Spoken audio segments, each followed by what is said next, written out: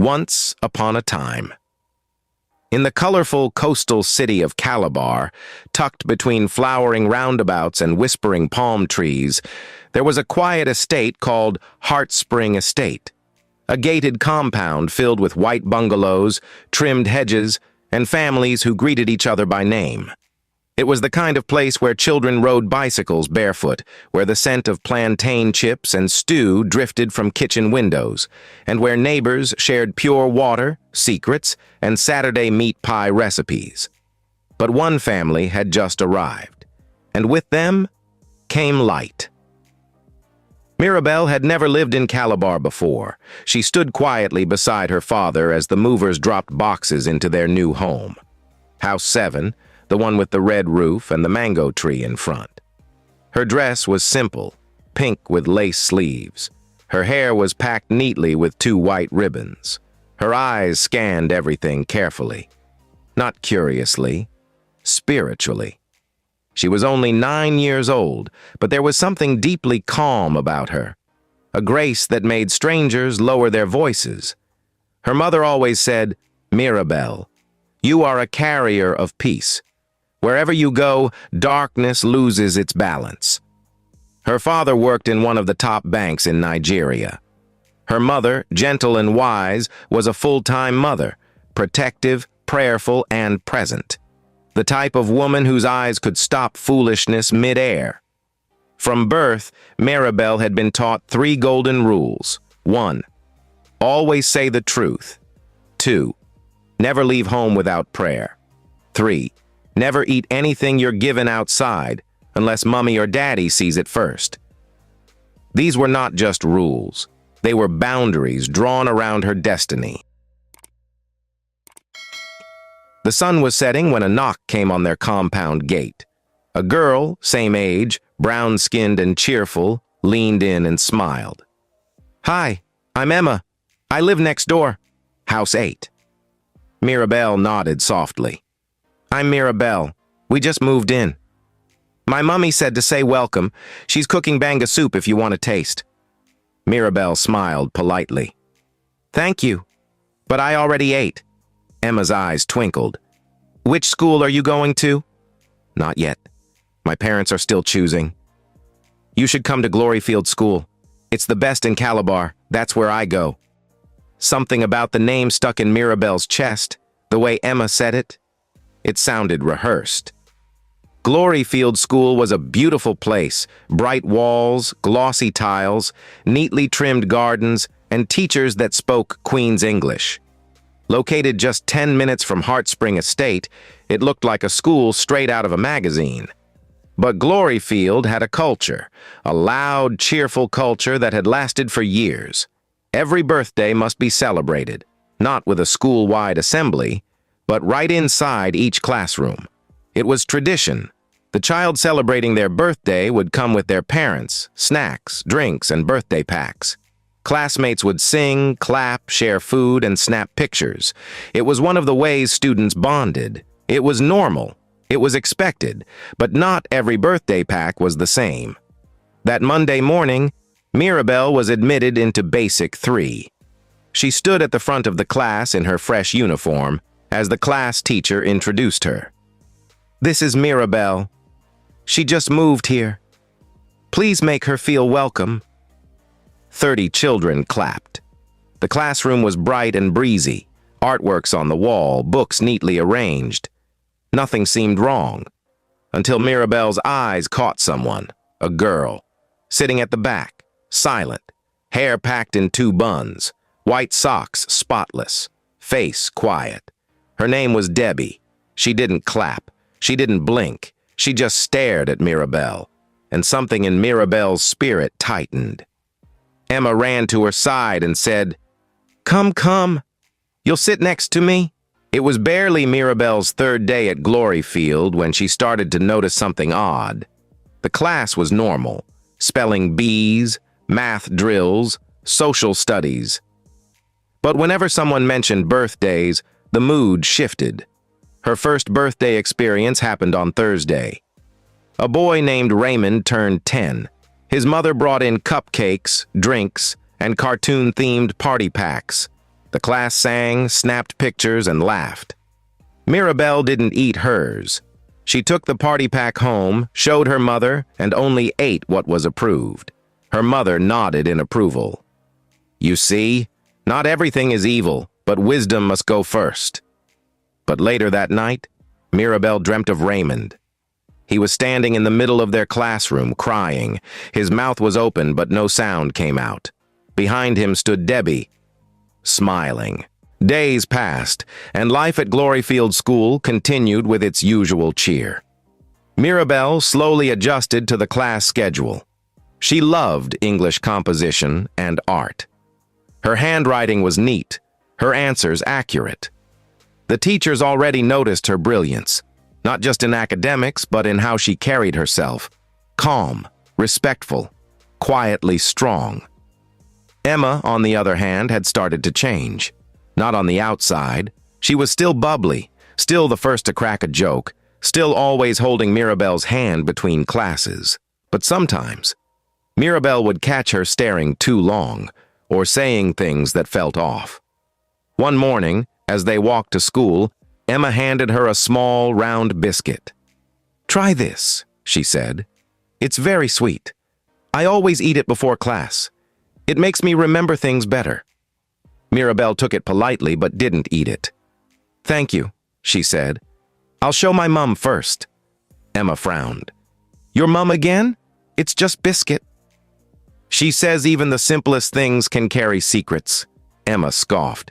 "Secrets?" From biscuit. But when Mirabel didn't eat it, Emma said no more. That night, Mirabel placed the biscuit on the dining table. Her mother examined it, smelled it, then said nothing. She dropped it into the trash. "Was it from Emma?" she asked. "Yes. Be watchful, my dear." One sunny Saturday, Emma's family invited Mirabel's parents over for a proper neighborly welcome. They all gathered in the compound, sitting under the mango tree with chilled drinks, puff-puffs, and lively music playing softly in the background. Emma's father, Mr. Anthony, was a jovial businessman who loved loud laughs and larger-than-life stories. Her mother, Mrs. Anthony, was warm and full of compliments. "We're so happy your family moved in," she said. "Emma talks about Mirabel all the time." Mirabel's parents smiled graciously. "We're grateful too," her mother replied. "It's always a blessing to have good neighbors." But as the conversation continued, Mirabel's mother observed Emma. The girl would occasionally drift away, not physically but mentally. Her eyes would zone out for a moment, then snap back like nothing happened. Later that night, as she braided Mirabel's hair on the veranda, she said, "Emma is a good child, but there's something behind her eyes. Like someone else is standing behind her." Mirabel whispered, "She gave me a biscuit again today. I didn't eat it." Her mother nodded. "Stay close to the Lord. There's a reason we're here." One night, Emma woke up in her room sweating. She climbed out of bed and walked slowly to her mirror. Her eyes were glassy. She wasn't fully awake. Behind her reflection, a shadow moved. It didn't have a face, but it whispered. "She's stubborn." Emma nodded, still in a trance. "She didn't eat the biscuit. Try again." "I will. Soon, it will be time. The real one will share the pack." Emma blinked and woke up fully. She was standing in front of her mirror, but she couldn't remember walking there. The following week, during lunch break, Mirabel opened her pink lunchbox and brought out her boiled yam and pepper sauce. Emma sat beside her with store-bought biscuits and juice. "Why do you always bring food from home?" Emma asked. "Because my mum says what comes from home carries home's blessing." Emma laughed. "You speak like an old woman." Mirabel smiled. "That's what Mummy says too." One of their classmates, Ruth, overheard and said, "Mirabel, your mummy must really love you." "She does," Mirabel replied. Emma said nothing, but something inside her twitched. Love. She remembered when she used to feel it too. before the strange dreams started, before her fingers started writing strange words in the middle of the night, before she started obeying voices. The sky over Calabar was unusually dark that night. The breeze was still. Not a single leaf moved. It was as if nature itself was holding its breath. Inside Heartspring Estate, while streetlights blinked and generator hums filled the air, children were tucked into beds, curtains drawn, prayers whispered. But in Emma's room, the air was different. Her eyes were closed, her hands folded over her stomach, but her spirit stirred. At exactly 2:06 a.m., Emma sat up in bed, but her eyes didn't open. She stepped down, but her body didn't move. It was her spirit that rose. She walked to the window and faded through the glass like mist. She wasn't alone. From different houses across the estate, other children, all students of Gloryfield School, left their beds in the same strange way. Barefoot, silent, eyes closed, but glowing faintly. They gathered at the center of a vast, shadowy space that did not exist in the natural world, a clearing surrounded by trees that had no leaves, only branches like twisted fingers. A cold mist floated above the ground. They stood in a circle. Some wore their school uniforms, some held dolls, toys, or books, and at the center of them all, seated on a throne made of stone and thorns, was Debbie. Her eyes were sharper here, her voice deeper. She didn't speak often, but when she did, every other spirit hushed. "Is everyone here?" she asked. A small boy stepped forward. "Rita hasn't been coming." "Why?" "She started going to evening prayers. Her mom anoints her pillow now." Debbie's lips thinned. "That can be fixed." "Emma." Emma stepped forward, spirit pale, voice quiet. "I tried again. She won't eat. She keeps saying she must take it home." Debbie tilted her head. "Then give it to someone close to her. Let them share it." They murmured in agreement. Another girl stepped forward. "My sister is always disturbing my sleep. She sings gospel songs loudly." Debbie's eyes narrowed. "Deal with her voice, just the voice." The children nodded. Then they began to whisper names. "Mrs. Adet, the math teacher. She needs to lose her chalk. The pastor in my church, always praying too loud. That boy in Basic 2 who keeps calling Jesus in his dream." They spoke softly, but the plans were heavy. Emma looked around and whispered, "Sometimes I want to stop." Debbie's eyes snapped toward her. "What did you say?" Emma shook slightly. "Nothing." "You're losing your grip. Fix it, or next time you'll sit outside the circle." Emma nodded, head low. Then Debbie raised her hand, and all the spirits dissolved like fog in the wind. "Emma, get up! It's 6:45. Her mother's voice jolted her from bed. She sat up, disoriented. Sunlight poured into the room. She rubbed her eyes.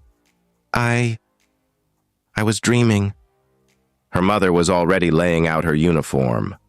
"Go and bathe. I packed lunch." Emma walked to the bathroom like a sleepwalker.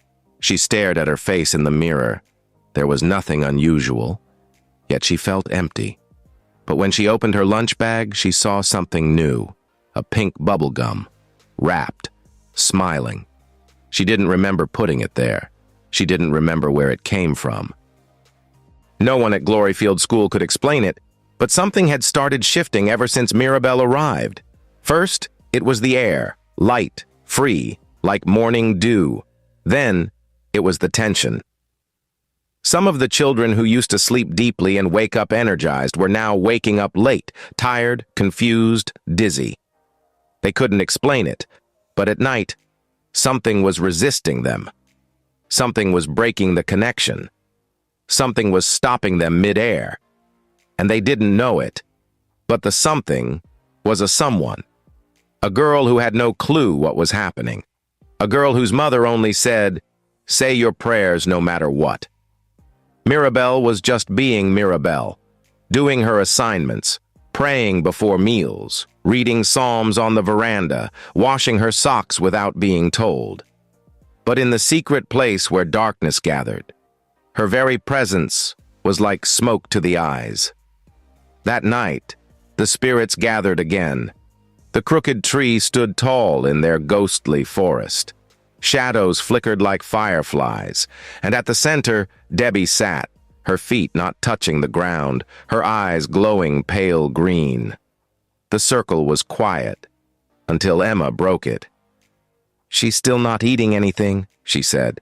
"Not even from me." Another child hissed, "We've tried snacks, gum, chocolate." A tall boy added, "She prays in school. Even her water bottle has her mom's name written in Bible verses." Debbie's voice dropped. "She doesn't even know what she's doing, but it's working." One of the youngest spirits shook. "She ruined the assignment we gave Ayo. He couldn't dream for 2 nights after she helped him with his classwork." Debbie stood. "Then we make it a mission. She enters before the full moon, or we silence her." The air turned black. Emma's father sat on the edge of his bed, massaging his chest again. The pain was back. His wife entered, holding a cup of hot ginger water. "You've spent over 200,000 naira this month. Let's go to a different hospital." "I've gone to 4, he said weakly. "I don't know what's wrong anymore." Emma stood in the hallway, watching. She felt strange, cold, like something was crawling inside her. She didn't know it, not fully, but the moment she licked that first marshmallow in Basic 1, she had opened a gate. And that gate allowed her spirit to drag pain into her father's chest every single week. She didn't even do it consciously. The power just took what it needed. Now her father's finances were draining. His blood pressure rose. His joy thinned. All so the gate could remain open. Teacher Nora was one of the most cheerful teachers in Gloryfield School. She wore glasses with blue frames and always sang while teaching. One afternoon, she scolded Chuka, a soft-faced boy who rarely spoke but had been part of the midnight meeting since Basic 2. She caught him tearing pages from another student's book. "Give me that," she snapped. "You'll kneel outside for 1 hour." Chuka didn't react. He just walked slowly outside, his eyes blinking slowly like he was counting seconds. That night, the spirits gathered again. "She embarrassed me," Chuka whispered to Debbie. Debbie smiled. "Then it is settled." The next morning, Teacher Nora arrived at school with her eyes swollen. Her husband had fallen and hit his head. Their generator caught fire. Their son had convulsed. By Friday, she was on leave. She never returned. "1 break period," Emma offered Mirabel a wrapped chocolate bar. "It's my mom's favorite," she said. "She bought plenty. Try this one." Mirabel smiled kindly. "Thank you. I'll take it home and show Mummy first." Emma's hand trembled slightly. "You always do that?" "Yes," Mirabel replied. "Every time." She tucked the bar into her bag. Later that day, she forgot it on her bookshelf. The next morning, her mother saw it, unwrapped it, and found a black thread hidden inside. A single strand, but it wasn't cloth. It was moving. Her mother burned it instantly, saying nothing, just prayed aloud as she prepared breakfast. Meanwhile, in her spirit world, Debbie screamed, "Who touched it? It didn't land!" The children trembled. The offering had failed, again, because of that girl. Debbie sat silently in class, her hands folded neatly on the desk, eyes fixed on the blackboard. But her mind was elsewhere. It was only 3 weeks to her birthday. And in the spirit world, the throne was stirring. Each year, her birthday wasn't just a celebration, it was a ceremony. It was the day new souls were tagged, the day doors were opened, the day the spiritual initiation was complete. But this year felt different. She could feel it. Something was resisting them. Something, or someone, was weakening the pull. "Her name is Mirabel," the spirit behind her had whispered 2 nights ago. "She carries a covering, It burns." Debbie clenched her jaw. "Not this year. That girl must eat." It began with Ruth's family. Ruth was one of the most active girls in class, bright, chatty, always among the top 5 in academics. She was one of the earliest to eat Debbie's birthday pack back in Basic 1. Since then, she'd never missed a year. But lately, Ruth's father had begun talking to himself at night. He would sit in the living room, staring at a wall, muttering numbers and names that made no sense. Her mother was fired from her job at a supermarket, not because of theft, but because the shop owner said she gave off a presence that made customers uneasy. Ruth herself began struggling in school. She would write well in exams and get back scripts with missing answers. It was as though something erased her work before the teacher saw it. She didn't understand it, but Debbie did. Because at every midnight meeting, Ruth sat closest to her throne. In the estate, one of the families had an elder sister named Sarah, Emma's older sibling. Sarah had always been spiritually alert. She led early morning devotion, played worship songs, and would anoint every doorframe weekly. She didn't know her little sister had long been initiated, but she had begun noticing something strange. Emma didn't like staying in the living room during prayers anymore. She flinched when certain songs played.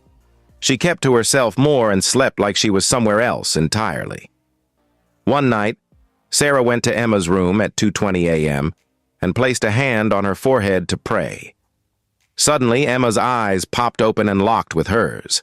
But the voice that came out wasn't Emma's. It was deeper. It growled, "She is marked. You can't stop it." Sarah screamed. The entire house woke up. Emma blinked, confused. "Why are you all looking at me?" she asked. Her father stared. Her mother broke into tears. And that night, Sarah started praying differently. Another student, Tochi, came from a wealthy home. Her parents, the Chimes, ran 3 different businesses, employed drivers, cooks, and even donated to Gloryfield School once. But when Tochi attended Debbie's birthday the previous year and ate the special strawberry sweet, things began to crumble. First, their family driver lost control and crashed the company car. He swore someone had covered his eyes. Next, a government audit revealed that Tochi's father's documents were incomplete and his contracts were seized. Their accounts were frozen. Tochi's mother, once vibrant, now spoke very little and spent long hours staring into space, and still, none of them knew where the storm began. But the spirit world knew. Tochi had laughed the loudest during Debbie's party. She even had seconds. Teacher Funmi was known as the mother of twins. Everyone loved her for her gentle tone, patience, and the way she bought sweets for children who answered correctly in class. But she made one mistake. She scolded Debbie. It was a minor correction. "Debbie, you're late. Join the line next time, please." Debbie didn't react. She just nodded, silently. That night, during the spirit gathering, she whispered, "She embarrassed me." The following day, Teacher Funmi received a call that one of her twins was unconscious in school. At the hospital, the child screamed repeatedly, "Don't let her touch me. She has fire in her eyes." The doctor asked, "Who is she referring to?" The other twin pointed at his mother. Teacher Funmi collapsed. One night, Debbie stood before her throne and summoned the circle. "Bring out your names," she commanded. One by one, the children began to call out targets. "The man who always prays loudly next door. My sister who refuses to share her food. Our house help. She watches Christian movies too much. That man that asked Mummy to go for deliverance." Debbie's face remained unreadable. Emma, still silent in her corner, looked up. "Should I try again?" she asked. "Yes," Debbie said. "Before the birthday, she must eat." And just like that, the final countdown began. The date was circled in red ink on Debbie's wall calendar. Her room was quiet. Her body sat still on the bed, but in the spirit, thunder echoed. It was her day. the day the doors would open again. The daylight would be swallowed by the sweetness of deception. That morning, she came to school in a sparkling white uniform. Her hair was braided into two perfect buns. A pink ribbon was tied around her neck like a soft collar. Her shoes shone. Behind her, her mother carried 3 boxes, all filled with birthday packs.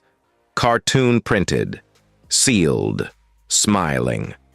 Inside each pack, a small strawberry-flavored stick sweet, a mini chocolate roll, a sachet of juice, 1 eraser, 1 sharpener, a miniature notebook, and a serpent spirit bound in sweet disguise. The class had been decorated, balloons in purple and pink, paper hats, a birthday song rehearsed. By break time, the party began. The teacher smiled, not knowing. Debbie stood in front of the class, her voice like syrup. "Thank you, everyone. I'm happy to celebrate with you again. I hope you enjoy your gifts." She moved between desks, personally handing each classmate a birthday pack. When she got to Emma, they exchanged a knowing look. Emma took hers and immediately opened the juice. Ruth tore her chocolate open. Tochi bit into the sweet first. Chuka licked his lips before unwrapping the stick sweet. One by one, they ate, and silently, they were claimed. In the realm of the unseen, shadows were dancing. Mirabel sat quietly.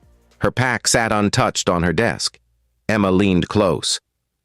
"You can eat the chocolate at least. It's really good." Mirabel smiled faintly. "I'll take it home."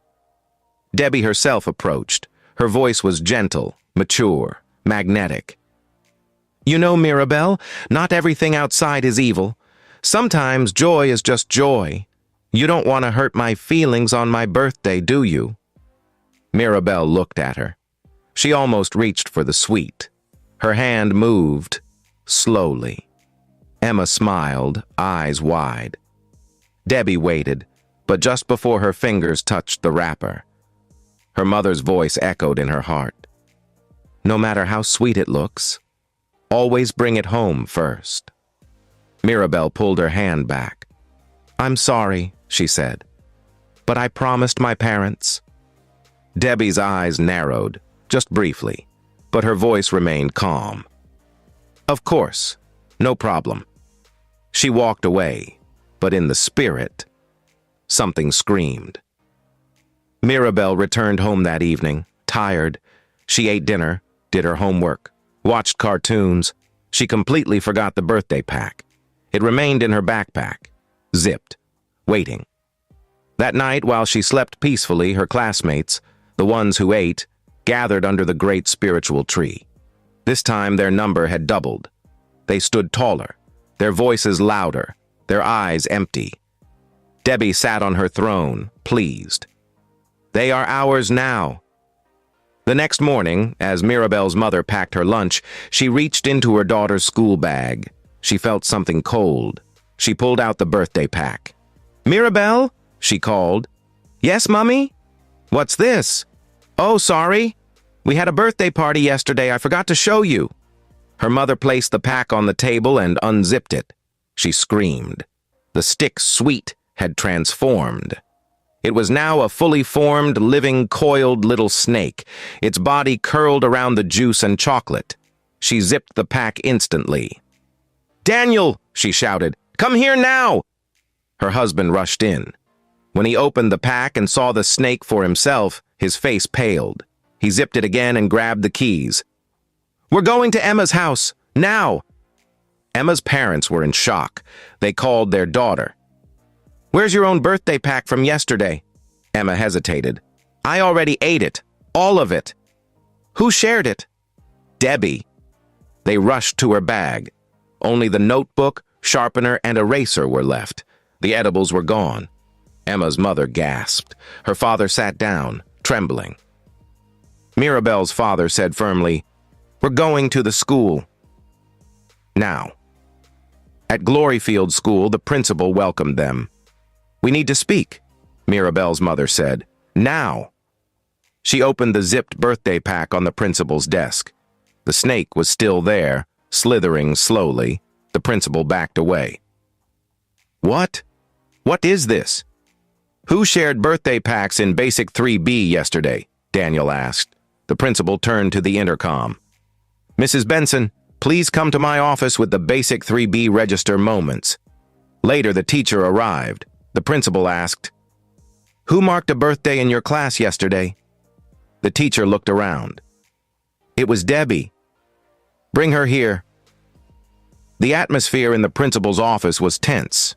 The small snake slithering lazily inside the opened birthday pack had silenced every voice. Even the ticking of the wall clock now sounded like thunder.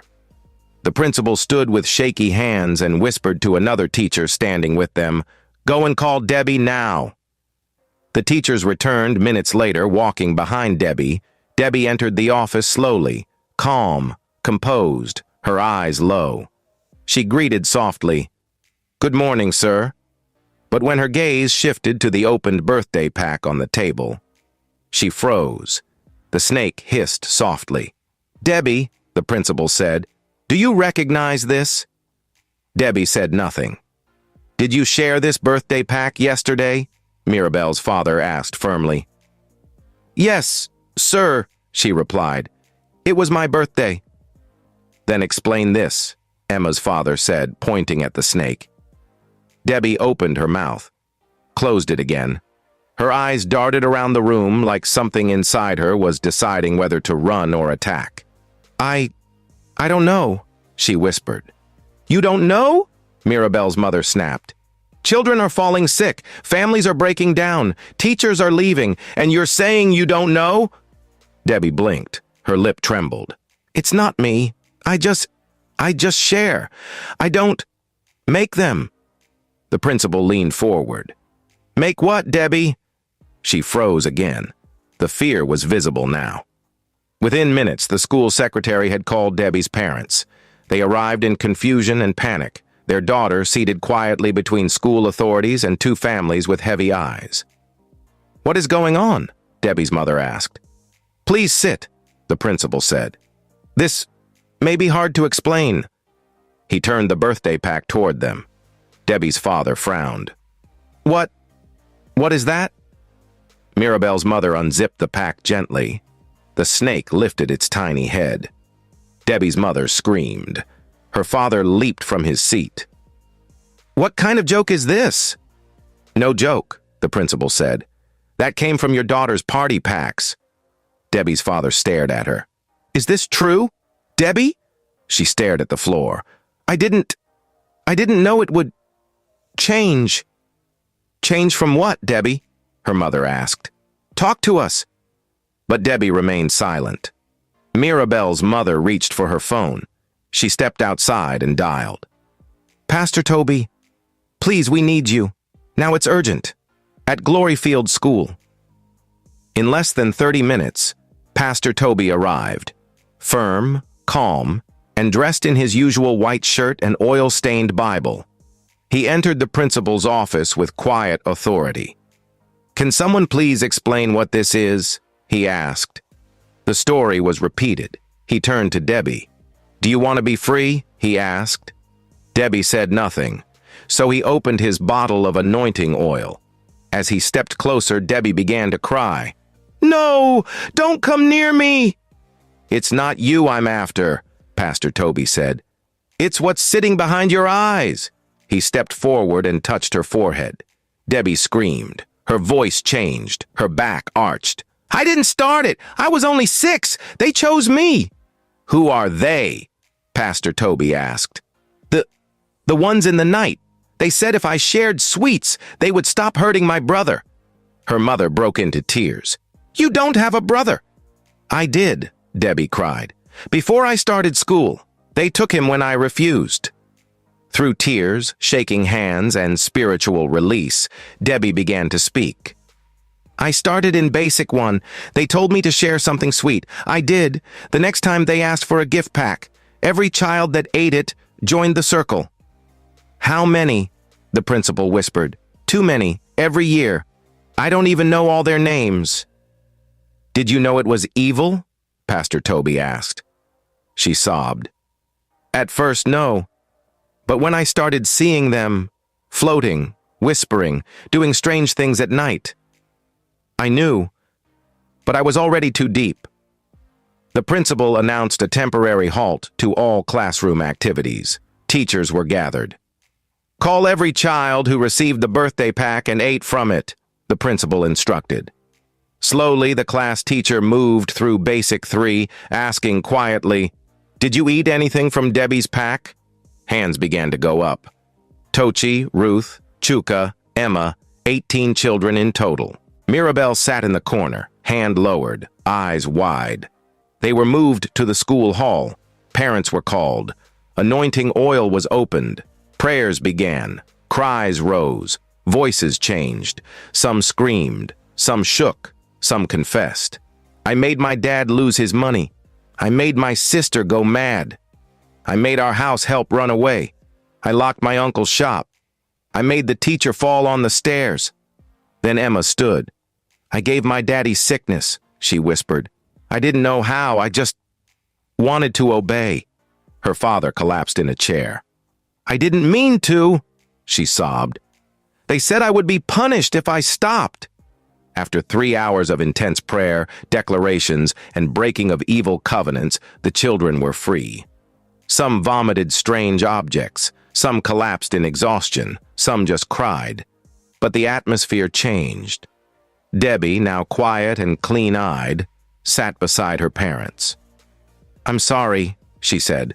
Her mother kissed her forehead. "We forgive you." And for the first time in years, Debbie felt light. By the next morning, word had spread. Teachers whispered in staff rooms. Parents called each other frantic. Some even came to the school uninvited, clutching rosaries, Bibles, and anointing oil, demanding to speak to the principal. The school board held an emergency meeting. The PTA chair was contacted. The authorities agreed on one thing: this must never happen again. And in the center of it all stood one child who never licked the sweet: Mirabel. The school bell rang differently that morning. Every student from Basic 1 to 6 was gathered in the compound. Some had no idea why. Others were silent, the ones who'd seen, felt, or survived the strange episodes. Mirabel stood with Emma beside her. Emma had changed, her eyes softer, her posture quieter. The laughter that once covered the shadows was now replaced with caution. The principal stepped forward. His voice echoed. "There are things that happened here that cannot be undone." He told them the truth, gently, carefully, powerfully. He spoke of spiritual discipline, of guarding what you eat, of not being deceived by ribbons and sugar. He didn't mention names, but everyone knew who had been at the center. Then he did something no one expected. He called Mirabel forward. She didn't fight. She didn't scream. She didn't expose anyone. She simply obeyed her parents. That saved this school. The entire assembly clapped. Some cried. Mirabel stood there unsure what to do. She wasn't a hero. She was just obedient. Later that week, as Emma walked home with Mirabel, she stopped under the mango tree and pulled her close. "Thank you," she whispered. "For what?" Mirabel asked. "For not giving up on me, for not judging me, for still being my friend." Mirabel smiled. "You were under something, but now you're free," Emma cried. "My dad is getting better. He even laughed this morning." They hugged. Gloryfield School changed. Birthday celebrations were no longer allowed without a full inspection. No child was allowed to bring in edible items unless approved by the school and seen by their parents. Teachers received training on spiritual signs, behavioral changes, and how to gently intervene. And once a week, the school prayed. Not just words, but sincere prayers. Because they had learned the hard way, some battles are not visible, but their wounds are deep. One evening, back in Heartspring Estate, Mirabel sat with her parents on the veranda. The breeze was calm. Her mother reached out and held her hand. "You don't know how proud we are of you." "I didn't do anything special," Mirabel said. Her father leaned forward. You did everything special. You listened. Her mother added, Obedience is not weakness, Mirabel. It's wisdom. And because you obeyed, many were saved. That night, as she prayed before bed, she whispered, Thank you, God, for helping me say no, even when I wanted to say yes. And somewhere in the spirit, another throne cracked, light poured through, and the circle was broken. The moral lessons in this story: not all evil looks ugly. Sometimes it's wrapped in ribbons, sweets, and smiling faces. Parents must teach their children discernment, not just obedience. Not every gift is meant to be received. Some gifts come with covenants. Never ignore small instructions. They may be the difference between safety and destruction. A child who listens is a light to their family. And sometimes, the smallest no can stop the biggest evil. Let this story be a reminder. What enters through the mouth can affect what sleeps in the spirit. Be vigilant. Be prayerful. Be wise. Dear parents, guardians, and viewers around the world, what you just watched is more than a story. It's a warning, a mirror, a lesson wrapped in fiction but soaked in real-life truth. How many times have we overlooked the smallest decisions that hold the greatest consequences? How many times have we told our children, it's just sweet, take it, without asking where it came from? Let this story remind us, not every gift is harmless, not every celebration is innocent, not every friend means well, but every child deserves protection. If this story touched you deeply, comment below. From today, I will teach my children to bring it home. And if you've ever experienced anything like this, or know someone who has, share your story in the comments. Let someone else learn. Let someone else be saved. We're building a community of caution, wisdom, and healing. And it starts with you. Don't forget to like, share, and most importantly, subscribe. Because here, every tale is a truth waiting to open your eyes.